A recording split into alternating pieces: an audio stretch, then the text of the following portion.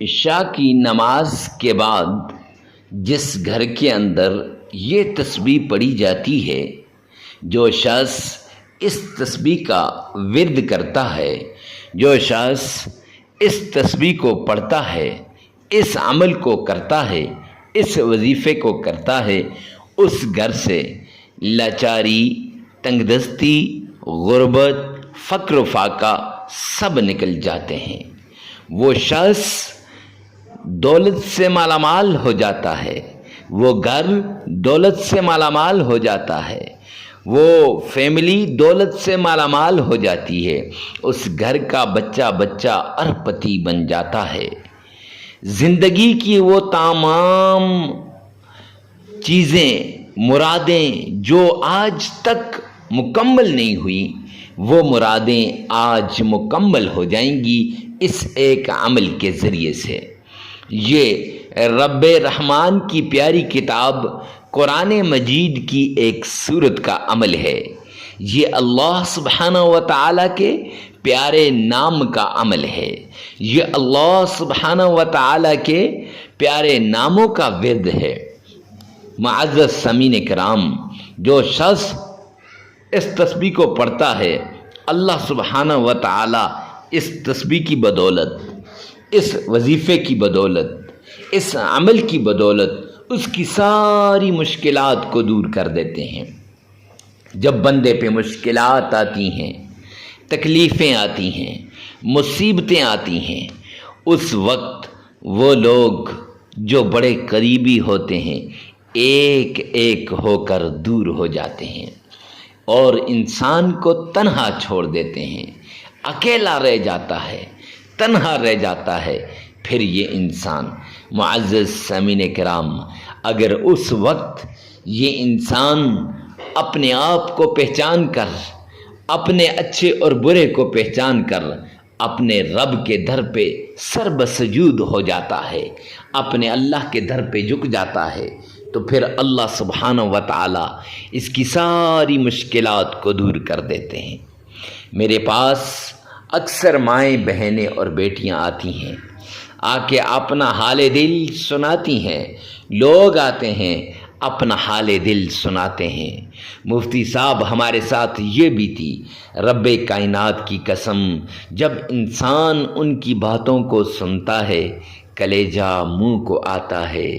آنکھیں اشک بہاتی ہیں، آنسو بہانا شروع ہو جاتی ہیں۔ ایک پیاری بہن اپنے خاوند کے ساتھ آئی اور آ کے مجھ سے اپنی تمام باتیں شیئر کرنے لگی، کہنے لگی حضرت ہماری پیار کی شادی ہوئی تھی، اللہ نے دیا ہوا بہت کچھ تھا، اللہ کا دیا ہوا، اللہ نے بہت کچھ دیا تھا، ہم پیار سے، محبت سے، سکون سے زندگی گزار رہے تھے کہ ہمارے نہ جانے کس کی نظر لگ گئی ہمارے پیار کو، ہمارے گھر کو، ہمارے حالات کو۔ آج ایسا وقت آ گیا ہے حضرت، ہم دونوں میاں بیوی ایک دوسرے سے کلام کرنے کے لیے کتراتے ہیں، بات کرنے سے کتراتے ہیں کہ ایک دوسرے سے بات نہ کریں، اور بات بات پہ ہم دونوں کی آپس میں لڑائی ہو جاتی ہے۔ اور گھریلو حالات ایسے ہیں، پہلے لوگوں میں بانٹا کرتے تھے، اللہ کے نام کا دیا کرتے تھے، لیکن آج اللہ کے نام کا دینا تو دور کی بات، خود اپنے لیے نہیں پکا سکتے۔ کئی دن گزر جاتے ہیں، گھر میں کھانے پینے کے لیے کچھ نہیں ہوتا،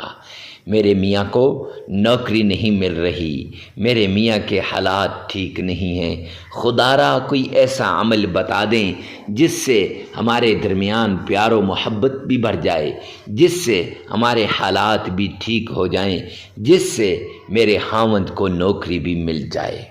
میں نے ان کی بات کو سنا تو بڑا عجیب سا لگا، یہ کہنے لگیں کہ پہلے میرے گھر میں میرے رشتہ داروں کی لائنیں لگی تھیں جب فراوانی ہوتی تھی، میں ہر طرح سے ان کی خدمت کرتی تھی۔ آج جب میرے اوپر مشکل وقت آیا ہے، میں ایک ایک کے پاس گئی ہوں، خود گئی ہوں، چل کے گئی ہوں، مانگا ہے، کوئی دینے کے لیے تیار نہیں ہے۔ ماں باپ نے بھی ساتھ چھوڑ دیا، بہن بھائیوں نے بھی ساتھ چھوڑ دیا، بس تنہا ہو کر رہ گئے۔ بچے بھلک رہے ہیں، بچوں کے لیے کچھ کھانے کے لیے نہیں، کچھ پہننے کے لیے نہیں، اور اپنا حال دل سناتے ہوئے وہ زارو قطار رونے لگی، اس کا میاں بھی رونے لگا۔ میں نے خاموش کرائے اور ساتھ ہی ایک ایسا عمل بتایا کہ اللہ سبحانہ و تعالیٰ کے قرآن پاک کا یہ عمل اگر آپ ہمارے بتائے ہوئے طریقے کے مطابق کر لو گے، اگر آپ ہمارے بتائے ہوئے طریقے کے مطابق اس وظیفے کو کر لو گی، اس صورت کا عمل کر لو گی، رب کائنات کی قسم یہ صورت آپ کی مشکلات کو دور کر دے گی۔ یہ اللہ کے نام آپ کی مشکلات کو دور کر دیں گے اور پھر آپ پہ فراوانی آئے گی۔ معزز سامعین کرام، ایک بات بتاتا چلوں، جب مشکل وقت ہوتا ہے لوگ ساتھ چھوڑ جاتے ہیں، لیکن یہی جب آپ پر حالات پھرتے ہیں، اچھے دن آتے ہیں، ایک ایک ہو کر آپ کے قریب آتا ہے، آپ سے اپنی محبت جتلاتا ہے، آپ سے اپنا پیار جتلاتا ہے، آپ سے یہ جتلاتا ہے کہ ہم تو آپ کے بڑے خیر خواہ ہیں، ہم نے تو آپ کے ساتھ بڑی جو ہے خیر خواہی کی ہے، اس لیے خدا کے لیے آپ سے التجا کرتا ہوں، آپ سے عرض کرتا ہوں، آپ سے ریکویسٹ کرتا ہوں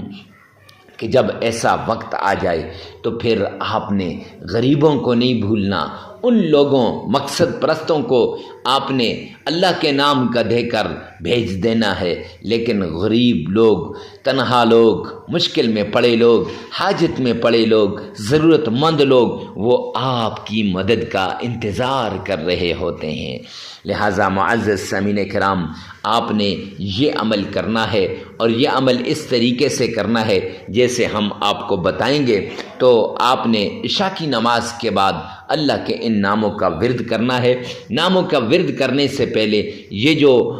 آپ کو شرائط بتاؤں گا، قرآن اس کی وظیفے کی شرائط اور عمل کی شرائط، تسبیحات کی شرائط، جس سے آپ کی تسبیحات بھی قبول ہوگی، دعائیں بھی قبول ہوں گی، وظائف بھی قبول ہوں گی، آپ نے اس تسبیح کو لازمی کرنا ہے۔ آئیے چلتے ہیں اس کی طرف۔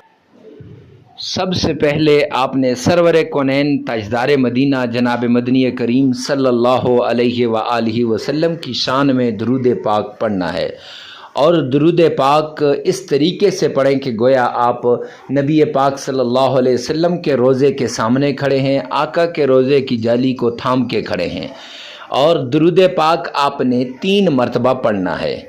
اکثر لوگ یہ سوال کرتے ہیں کہ یہ 3 مرتبہ کیوں ہے، 5، 7، 11 مرتبہ کیوں نہیں؟ جامعہ ترمذی جلد دوم کی ایک روایت ہے، سرور کونین تاجدار مدینہ جناب مدنی کریم صلی اللہ علیہ وآلہ وسلم کا ارشاد مبارک ہے کہ جو شخص 3 مرتبہ مجھ پر درود پاک پڑھے گا وہ اللہ کی ذمہ داری میں آ جائے گا۔ اللہ کی ذمہ داری میں جب بندہ آ جاتا ہے اس کے سارے کام ہو جاتے ہیں اور اس کے کام غیب سے ہو جاتے ہیں، اس لیے آپ نے درود پاک پڑھنا ہے۔ آئیے میرے ساتھ مل کر ایک مرتبہ درود پاک پڑھیے گا۔ اللہم صلی علی محمد وعلی آل محمد کما صلیت علی ابراہیم وعلی آل ابراہیم انک حمید مجید۔ اللهم بارك على محمد وعلى آل محمد كما باركت على إبراهيم وعلى آل إبراهيم إنك حميد مجيد۔ یہ درود پاک آپ نے 3 مرتبہ پڑھنا ہے، اور 3 مرتبہ پڑھنے کے بعد آپ نے قرآن پاک کی ایک چھوٹی سی صورت ہے سورہ فاتحہ، وہ آپ نے پڑھنی ہے۔ معزز سامعین کرام، 11 مرتبہ سورہ فاتحہ پڑھنی ہے، اور پھر اس کے بعد آپ نے اللہ کے نام اللہ الصمد یا رضا کو یہ 313 مرتبہ پڑھنا ہے، 313 مرتبہ پڑھنا ہے، اور پھر 3 مرتبہ درود پاک پڑھ لیں، عمل مکمل ہو جائے گا۔ ویڈیو کو ثواب کی نیت سے صدقہ جاریہ سمجھ کر آگے شیئر کرنا مت بھولیے گا۔ 3 مرتبہ اس عمل 3 دن کریں، 7 دن کریں، 5 دن کریں، آپ اپنی ضرورت اپنے حساب کے مطابق کریں۔ اللہ آپ کا اور میرا حامی و ناصر ہو۔ والسلام۔